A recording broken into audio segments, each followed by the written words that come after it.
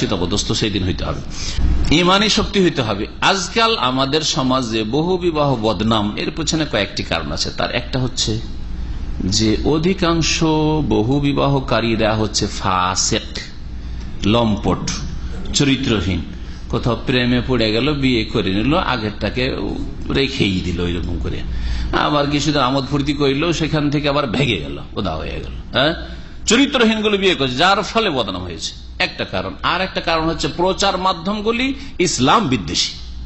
যতগুলি প্রচার মাধ্যম, পত্র পত্রিকায় হোক, আর টিভি হোক, আর রেডিও হোক, যতগুলি প্রচার মাধ্যম রয়েছে, সেগুলিতে বহু বিবাহকে ইহুদি খ্রিস্টানদের প্রচার মাধ্যমের মতো মুসলিম দেশে এই প্রচার মাধ্যমগুলি কাজ করছে।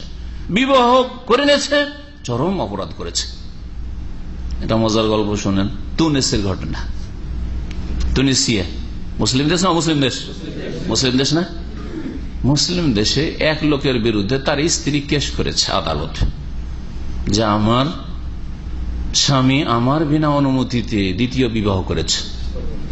তখন আসামি হয়ে কাঠগড়ায় হাজির হয়েছে স্বামী। জজ জিজ্ঞেস করছে, এই তুমি কেন বিয়ে করেছো তোমার স্ত্রী বিনা অনুমতিতে? বলছে, স্যার আমি তো বিয়ে করিনি, আমি তো বিয়ে করিনি। জান বাঁচাবার জন্য বলছে, আমি তো বিয়ে করিনি। বলছে, কি তুমি তাকে বিয়ে করছো? বলছে, না বিয়ে করিনি, সেটা হচ্ছে আমার গার্লফ্রেন্ড। গার্লফ্রেন্ড। তখন জজ বলছে, তাহলে তার অসুবিধা নেই, কারণ গার্লফ্রেন্ডের জন্য তার পারমিশন লাগে না। মুসলিম দেশে গার্লফ্রেন্ডের জন্য আদালতেও পারমিশন লাগে না। 50টা রাখেন না কেন, 100টা রাখেন না কেন? প্রতিদিন কাপড় চোপড় বদলার মতো বদলান, সকালবেলা এক সেট, সন্ধ্যাবেলা এক সেট। আমরা যখন গরমের দিনে ডিউটি করি, সকালবেলা এক জুব্বা, সন্ধ্যাবেলা আর এক জুব্বা, ওই রকম বদলান না, অসুবিধা নেই। গার্লফ্রেন্ড কোন অপরাধ নয় মুসলিম দেশে। আউযুবিল্লাহ। এইরকম যদি মুসলিম দেশ হয়, তো আল্লাহর গজব ছাড়া আর কি প্রাপ্য আছে জাতির? তাহলে তো কোনো অসুবিধা নেই। অসুবিধা কোথায়? বিয়ে কেন করলে? আল্লাহ যেটা হালাল করেছে, এই হালাল কাজ কেন করলে? বড় অপরাধ করেছো তুমি। এই হলো অবস্থা। হাদিস ওয়ালা হারাজ, এই আইন পাকিস্তানে, এই জালেমান আইন, ইসলাম বিরোধী আইন তৈরি হয়ে আছে আইয়ুব খাঁর যুগ থেকে। আর এই আইয়ুব খাঁ তৈরি করা আইন এখনো বাংলাদেশে আছে। এরকম বহু মুসলিম দেশ আছে, একমাত্র সৌদি আরব হয়তো 2-4টা এরকম কিছু দেশ আছে। এই কয়েকটা দেশ ছাড়া সবগুলি দেশে আগের স্ত্রী যদি পারমিশন না হয়, তো দ্বিতীয় বিয়ে করতে পারবেন না।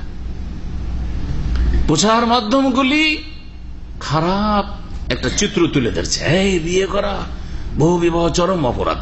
আমাদের একজন আলেম সাহেব দ্বিতীয় বা তৃতীয় বিয়ে করলেন।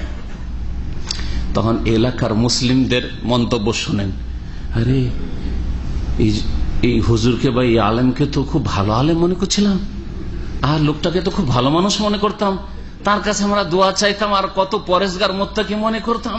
এত খারাপ মানুষ, এত খারাপ মানুষ আমরা তো জানতাম না।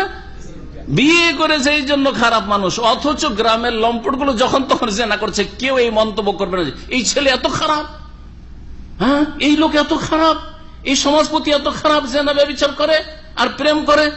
এই স্কুল কলেজের ছেলে মেয়েগুলো এত খারাপ যারা প্রেম করে, কেউ বলবে না আমাদের সমাজে। কিন্তু মৌলানা সাহেব যদি বিয়ে করেছে, আরে ছি ছি ছি ছি, এটা মানুষের কাজ করেছে, আস্তাগফিরুল্লাহ, ছি ছি ছি ছি, এটা মানুষের কাজ করেছে।